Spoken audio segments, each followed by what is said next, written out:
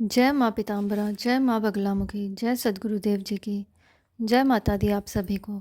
जैसा कि मैंने अपने पिछले आकाशिक रिकॉर्ड्स के वीडियो में आप सभी से ये साझा किया था कि कैसे सद्गुरुदेव जी ने आकाशिक रिकॉर्ड्स के माध्यम से पूर्वाभास से ही मेरे ऊपर हुई तंत्र क्रिया और उस तंत्र क्रिया से मेरे बिगड़ते स्वास्थ्य के बारे में जान लिया था।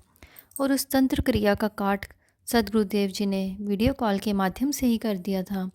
और सद्गुरुदेव जी मौत के मुंह से मुझे बाहर ले आए और मेरे अच्छे स्वास्थ्य के लिए भी माँ पीताम्बरा जी से प्रार्थना भी की थी, जिसके चलते मैं जल्दी ही पूर्ण रूप से स्वस्थ हो गई थी।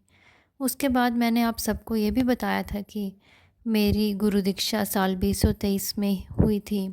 साल 2023 में मई के महीने में मेरी गुरु दीक्षा हुई थी और मैंने सद्गुरुदेव जी के सानिध्य में अपनी पहली साधना 2023 में ही जून के महीने में की थी। और आज मैं आपको मेरी साधना के परिणाम स्वरूप मुझे जो माँ की कृपा मिली, जो दिव्य अनुभूति मुझे मिली, उसके बारे में बताऊंगी। उस समय गुप्त नवरात्रि चल रहे थे और मैंने गुप्त नवरात्रि के 9 दिनों में ही माँ पीताम्बरा मैया जी के 11,000 मंत्र जाप का संकल्प लिया था। और सद्गुरुदेव जी के आशीर्वाद और माँ की कृपा से उस संकल्प को उन्हीं 9 दिनों में पूरा भी किया था। और सद्गुरुदेव जी से संकल्प पूरा होने पर उसका अनुष्ठान भी करवाया था। इसी दौरान की बात है कि जिस स्त्री ने मुझ पर पिछले साल 2022 में तंत्र क्रिया की थी, जैसा कि मैंने आपको अपनी पिछली वीडियो में बताया था, उस स्त्री ने फिर से मुझ पर तंत्र क्रियाएं करनी शुरू कर दी। हालांकि उन क्रियाओं का प्रभाव माँ और सद्गुरुदेव जी की कृपा से इतना नहीं हो रहा था, पर कहीं ना कहीं मुझे अब आभास होने लगा था कि मुझ पर कुछ क्रिया चलाई जा रही है और उस स्त्री द्वारा ही चलाई जा रही है।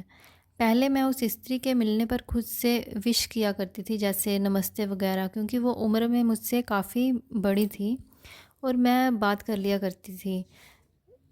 सभी लोग आस पड़ोस के बोलते थे कि इस स्त्री से डर कर रहो, ये कुछ जानती वगैरह है, इसलिए इसको हंस के बुला लिया करो।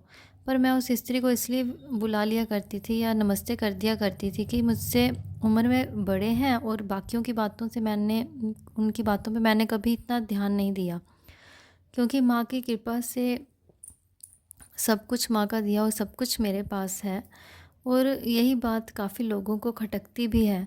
पर माँ पीताम्बरा मैया की कृपा से मुझे आभास होने लगा था कि जो मुझ पर पिछले साल 2022 में तंत्र क्रिया हुई थी वो उस स्त्री ने की थी। तो मैंने उस स्त्री को बुलाना छोड़ दिया बिल्कुल ही, क्योंकि जब मुझे आभास हुआ तो मुझे बहुत ज़्यादा बुरा लगा कि मैं तो भगवान को मानने वाली हूँ, माँ पीताम्बरा को मानती हूँ, और तंत्र क्रिया के डर से मैं उस स्त्री के आगे सर नहीं झुका सकती जो भूत प्रेतों के सहारे चलती है। मैंने तभी मैया को मन ही मन प्रार्थना करते हुए कहा कि मैया, मैं तो आपको मानती हूँ, आपकी शरण में हूँ, मुझे आपका नाम लेते हुए ऐसे तांत्रिकों से सर कटवाना या मरना मंजूर है, पर इन तांत्रिकों के आगे, भूत प्रेतों के आगे, डर से उनके आगे सिर झुकाना कभी मंजूर नहीं है। अब मैया, आप चाहे बचाओ इनसे या मरवाओ, पर मेरा सिर माँ पीताम्बरा मैया आपके आगे ही झुकेगा। और मन में बोलकर मैंने प्रण लिया कि जो मर्ज़ी वो स्त्री तंत्र या जादू टोना कर ले, मैं कभी भी उसे ना बुलाऊंगी, ना ही विश करूंगी। अब जब भी वो स्त्री मेरे रास्ते में आती तो मैं उसे इग्नोर करके निकल जाती। अब इस वजह से वो तिलमिलाना शुरू हो गई, क्योंकि उस एरिया में सब उसकी जी हुजूरी करते थे और मैंने तो उसे सीधे सीधे इग्नोर करना शुरू कर दिया था। तो एक दिन वो स्त्री बिल्कुल जिस गेट से मैं अंदर जाया करती थी वहीं पर खड़ी हो गई। मैं उसे इग्नोर करके अंदर चली गई। मुझे उसी टाइम आभास हुआ कि इसने कुछ क्रिया कर दी है मुझ पर। और उस रात जब मैं सोई तो मुझे जैसे ही मुझे नींद आती, मुझे मुझे अपने ऊपर दबाव महसूस होता, जैसे कि कोई चीज़ मेरे ऊपर है और मुझे उठने नहीं दे रही। पर मैं कोशिश करके उठ रही थी। ऐसा लगातार 3 बार हुआ और मैं समझ चुकी थी कि ये सब उस स्त्री की वजह से हो रहा है। हालांकि उस दबाव का असर इतना ज़्यादा नहीं था, सिर्फ कुछ सेकंड का ही हो पा रहा था और मैं कोशिश करके उठ रही थी। और दबाव ना पड़ने का जो उनकी जो वजह है वो भी माँ ही थी, क्योंकि माँ मेरी रक्षा कर रही थी।